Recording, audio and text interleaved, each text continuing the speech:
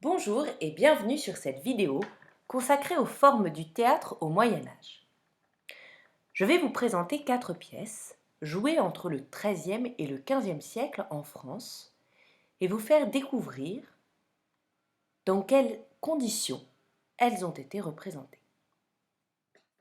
Nous voici devant le parvis de la cathédrale Notre-Dame de Paris. Il est bien plus étroit que celui que nous connaissons aujourd'hui. Mais la foule se presse. C'est qu'en ce 15 août 1260, pour la fête de Marie, la célèbre pièce de Rudebeuf est jouée, le miracle de Théophile. Les comédiens sont tous des amateurs. On y raconte la vie de Théophile, un évêque de Turquie, qui pactise avec le diable parce qu'il est devenu pauvre. Dans cette pièce, le diable lui dit « Théophile, très cher ami, puisque tu t'es placé entre mes mains, je vais te dire ce que tu feras.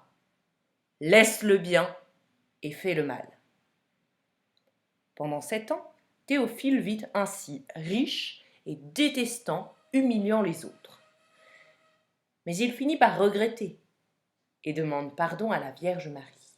Celle-ci, et c'est là le miracle de Théophile, lui accorde le pardon et le délivre de son pacte avec le diable.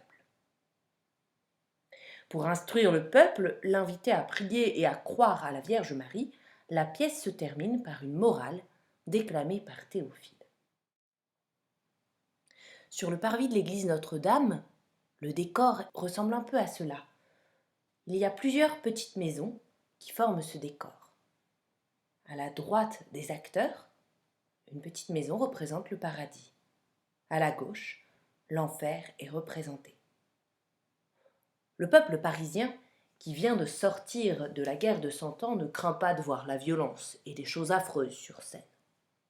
On n'hésite pas alors à accentuer l'aspect affreux du diable et à mettre en scène, avec des effets spéciaux, le pacte que Théophile a fait avec le démon.